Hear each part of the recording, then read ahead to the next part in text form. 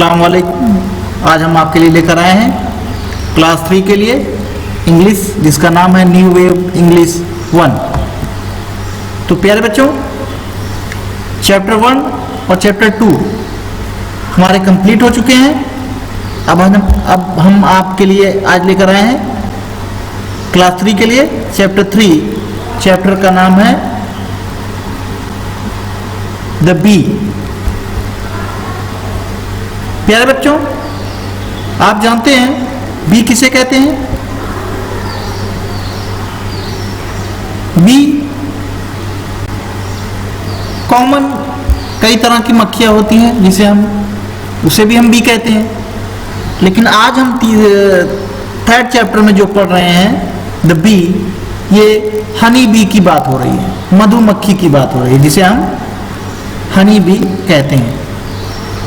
तो प्यारे बच्चों, जैसा कि आप जानते हैं कि मधुमक्खियां शहद बनाती हैं और ये शहद हमारे सेहत के लिए बहुत ही मुफीद होती हैं और तमाम किस्म के फ्लूज और इलनेस में ये हमारी मदद करते हैं। ये हमारे लिए बहुत ही बेनिफिशियल है। तो प्यारे बच्चों, चलिए देखते हैं, डिस्कशन करते हैं थोड़ी सी। Do you like the taste of honey? तो प्यारे बच्चों, क्या आपको शहद का जायका पसंद है?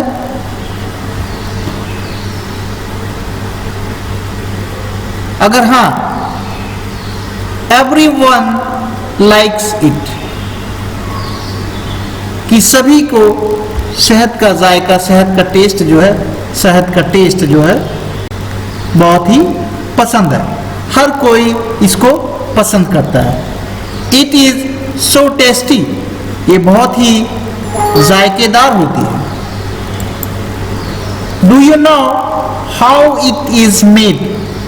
तो प्यारे बच्चों, क्या आपको पता है कि ये कैसे बनती है? Read this beautiful story about बीज। तो चलिए इस खूबसूरत सी स्टोरी को पढ़ते हैं और मधुमक्खी के बारे में जानते हैं। तो चलिए देखते हैं। तो प्यारे बच्चों,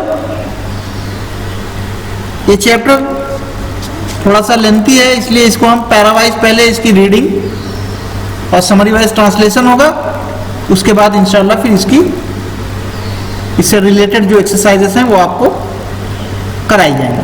तो चलिए देखते हैं पहला पैरा, चैप्टर 3 द बी का पहला पैरा। तो चलिए रीडिंग करते हैं। देखिए,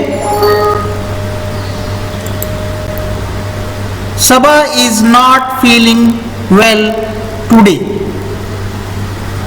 तो प्यारे बच्चों, इस सेंटेंस में कहा गया है Saba is not feeling well today. Saba आज अच्छा महसूस नहीं कर रही है। फीलिंग मतलब महसूस करना। वेल टुडे, सबा आज अच्छा महसूस नहीं कर रही है। तो प्यारे बच्चों, फीलिंग का मतलब होता है महसूस करना। टुडे मतलब आज।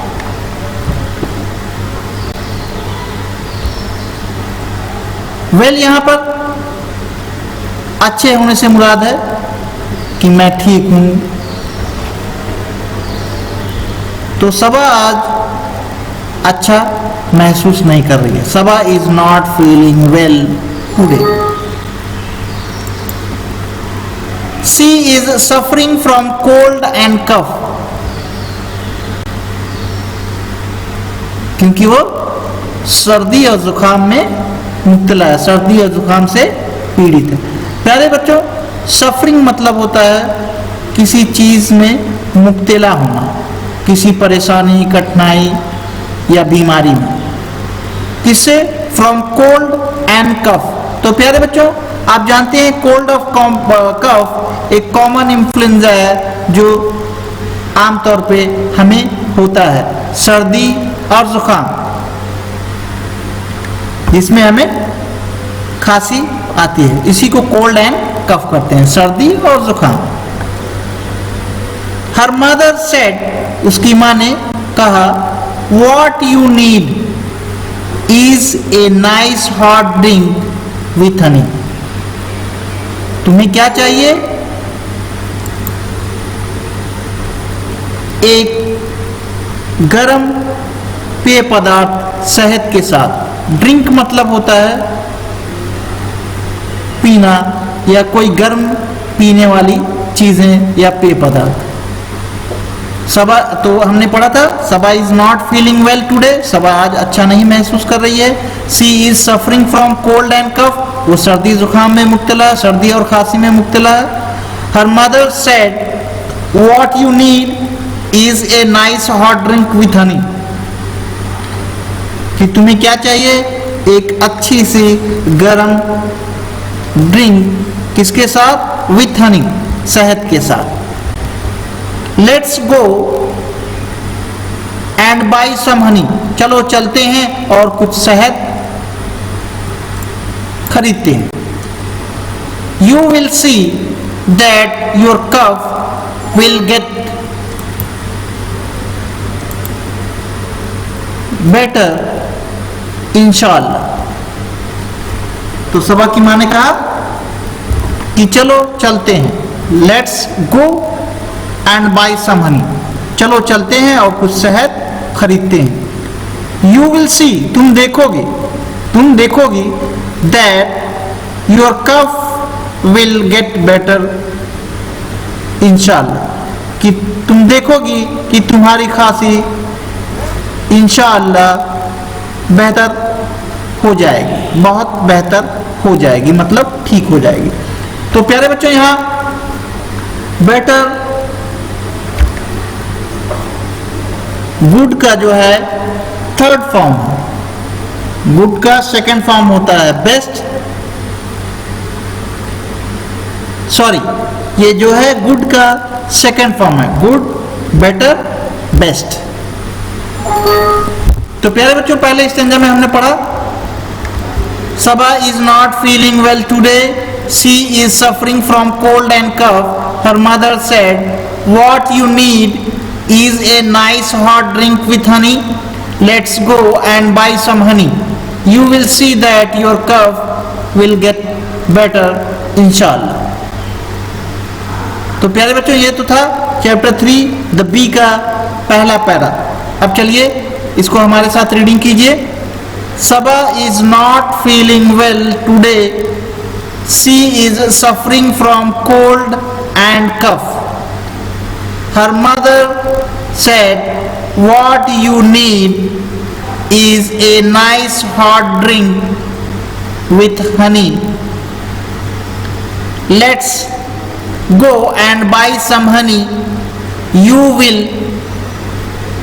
तो प्यारे बच्चों, यहाँ यू के बाद जो फर्स्ट ऑफ डबल एल लगा हुआ है, इसका यहाँ पर जो है ये विल का शॉर्ट फॉर्म है, डब्ल्यू यहाँ मिसिंग है, डबल एल कॉमा लगा करके यू के साथ डबल लगा दिया है, तो इसको आप पढ़ेंगे you will see that your cough will get better इंशाअल्लाह। तो प्यारे बच्चों, यहाँ पर आप देखेंगे इस पैरे में हर मदर सेड, उसके बाद व्हाट यू नीड, और नीचे आखिरी पैरे, इस फर्स्ट वन के लास्ट पैरे में इंशाअल्लाह के बाद ये इन्वर्टेड कॉमा यहाँ पर दोनों जगह दिया गया है। तो जब कोई बात कोई कहता है तो उसे हम इन्वर्टेड कॉमा में रखते हैं, इसलिए देखो आपको ये जो है यहाँ से यहाँ तक ये इन्वर्टेड कॉमा में रखा गया है।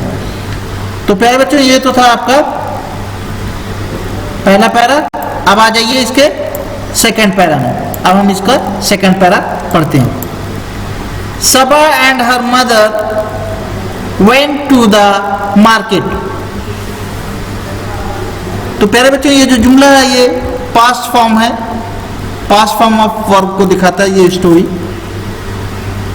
तो इसमें देखिए, इसमें कहा गया है गो का मतलब जाना, वेंट का मतलब होता है गया, गो वेंट गॉन, यहाँ पर इसलिए वेंट लिखा गया है, पास्ट फॉर्म वर्ब को दिखाता है कि सबा और उसकी माँ बाजार गए। Saba and her mother went to the market.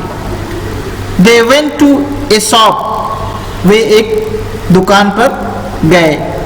Saba's mother asked the shopkeeper for honey. सबा की माँ ने दुकानदार, जिसे शॉपकीपर को दुकानदार कहते हैं, सबा की माँ ने शॉपकीपर से, दुकानदार से शहद के लिए कहा। He politely asked. Who politely asked? The shopkeeper. दुकानदार ने नरमी से कहा या पूछा। आस्क मतलब कहना या पूछना, पोलाइटली मतलब नरमी, विनम्रता से। ही पोलाइटली आस्क्ड, तो उसने बड़े अदब से, विनम्रता भरे लहजे में, जिसको अदब, किसी बात को अदब में कहना, इसे हम पोलाइटली कह सकते हैं, नरमी के साथ। He politely asked which one ma'am.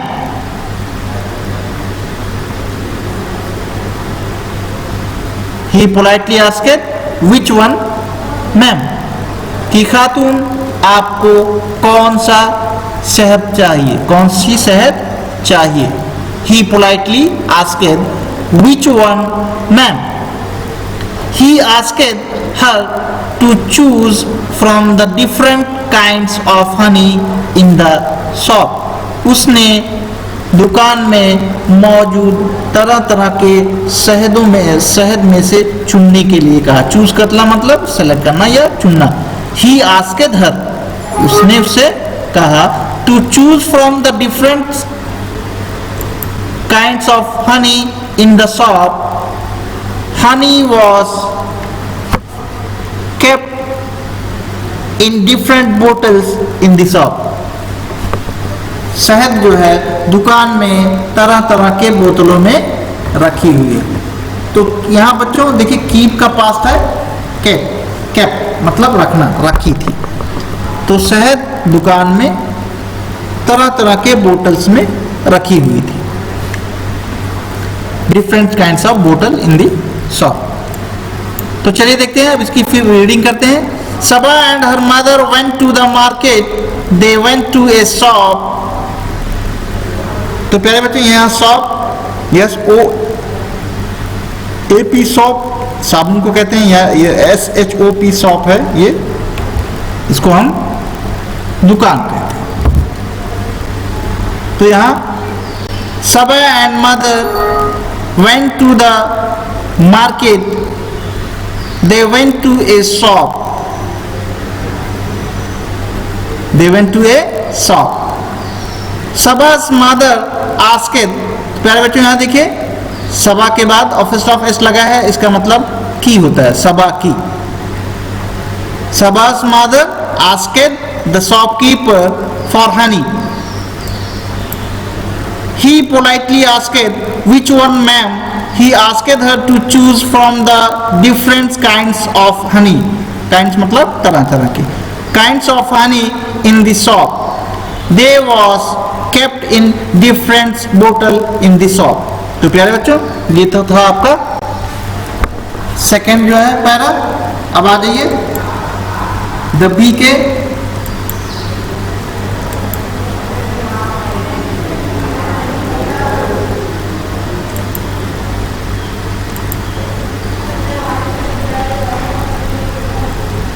तीसरे पैरा में।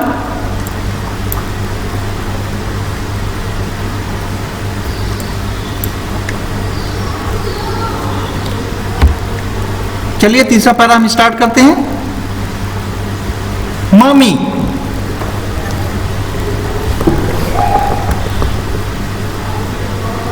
किसने कहा? Who said this word mummy? तो प्यारे बच्चों, यहां मम्मी का मतलब होता है माँ। मम्मी का मतलब होता है माँ। मम्मी आमतौर पे इजिप्शियन में डेड बॉडी को कहते हैं। तो यहाँ पर मम्मी जो है माँ से रिलेटेड है। Mummy who said this? Saba said. Mummy why are the colours of honey different? Saba की माँ ने कहा mummy why are the colours of honey different? शहद का रंग मुख्तलिफ क्यों है? मुख्तलिफ क्यों है? अलग अलग क्यों है? सबा आस्केड हर मदर। सबा ने अपनी माँ से पूछा। तो प्यारे बच्चों, जैसा कि हमने बताया था आपको, आस्केड का माना मतलब होता है कहना या पूछना। हर मदर आंसर्ड, उसकी माँ ने जवाब दिया बिकॉज का मतलब होता है इसलिए bees sit on different kinds of flower, क्योंकि या इसलिए, बिकॉज इसलिए, क्योंकि शहद तरह तरह के फूलों पर बैठती है। फिर सबा पूछती है Does honey come from flowers? क्या शहद फूलों से आती है या फूलों से मिलती है? सबा आस्केड हर मदर। सबा ने फिर अपनी माँ से पूछा क्या शहद फूलों से आती है? Does honey come from flowers? Yes, my dear। तो उसकी माँ उससे कहती है हाँ मेरी प्यारी। हर मदर आस्केड, उसकी माँ ने जवाब दिया हाँ मेरी प्यारी। Bees fly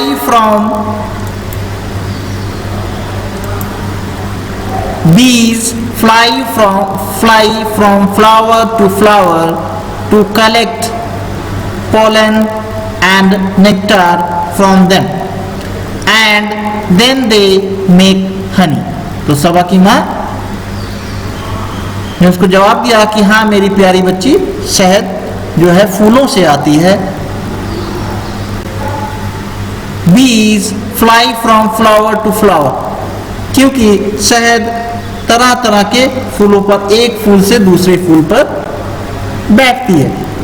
Bees fly from flower to flower to collect करना मतलब चुनना, to collect pollen and nectar from them।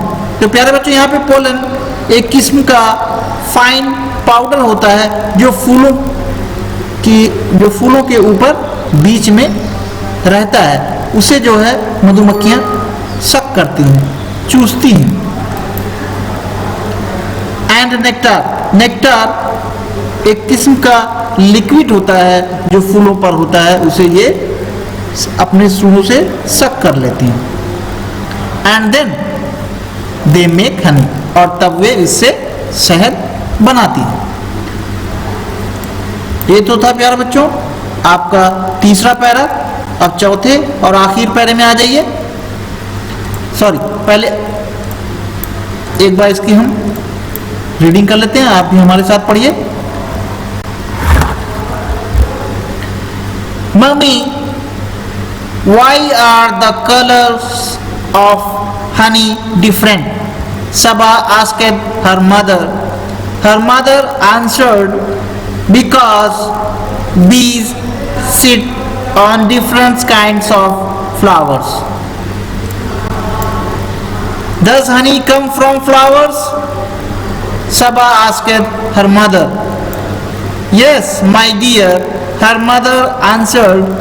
Bees fly from flower to flower to collect pollen and nectar from them and then they make honey, और तब वे इससे शहद बनाती हैं। अब आ जाइए लास्ट वन में। Saba thought for a while and then asked. सबा ने सोचा और थोड़ी देर चुप रही, थोड़ी दरमियान के लिए। while मतलब दरमियान। सबा thought for a while, कुछ इस दरमियान सबा कुछ सोचती है। एंड देन आस्क्ड, और फिर कहती है Who taught bees how to make honey? सबक कुछ समय के लिए सोचने लगती है और तब कहती है then they ask, और तब कहती है Who taught bees how to make honey? Who taught मतलब कौन सिखाता है? तो प्यारे बच्चों टीच का पास होता है taught, टीच मतलब सीखना या सिखाया, तो टीच का पास है सिखाया। Who taught bees how to make honey? मधुमक्खियों को कौन बताया कि शहद कैसे बनती है? Who taught bees how to make honey? कि शहद को कैसे बनाते हैं? Her mother